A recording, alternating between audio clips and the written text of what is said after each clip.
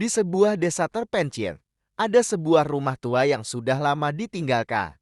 Orang-orang desa selalu menghindari rumah itu karena mereka percaya bahwa ada sesuatu yang jahat di dalamnya. Setiap malam, beberapa warga sering mendengar suara-suara aneh seperti bisikan lembut, suara langkah kaki, dan terkadang suara jeritan dari arah rumah tua itu. Di dalam, suasana begitu mencekam. Udara terasa dingin dan berat.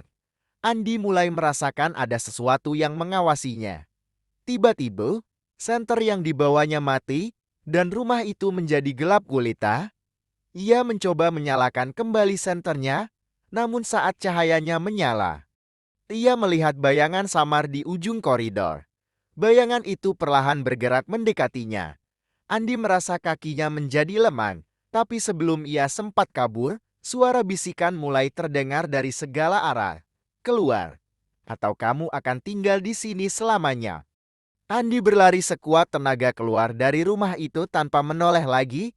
Saat ia tiba di luar, ia sadar bahwa ponselnya menunjukkan pukul 3 pagi, meskipun ia merasa baru saja masuk beberapa menit yang lalu.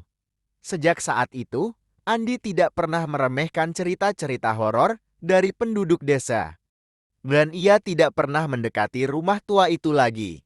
Beberapa minggu kemudian, rumah itu kembali sunyi, menunggu pengunjung berikutnya yang penasaran. Setelah kejadian itu, Andi tidak bisa tidur dengan tenang. Setiap kali ia menutup mata, bayangan yang dilihatnya di dalam rumah tua itu terus menghantui pikirannya. Suara bisikan yang ia dengar juga terkadang terngiang di telinganya. Meski begitu, Andi mencoba meyakinkan dirinya bahwa semua itu hanyalah ilusi karena ketakutan. Namun, suatu malam, tepat di pukul 3 pagi, Andi terbangun. Jantungnya berdetak kencang tanpa alasan yang jelas.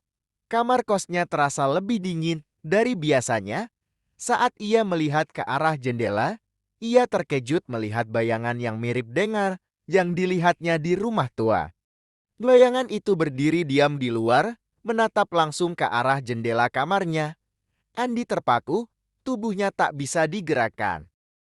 Bayangan itu tidak bergerak, tapi Andi bisa merasakan tatapannya yang menembus jiwa.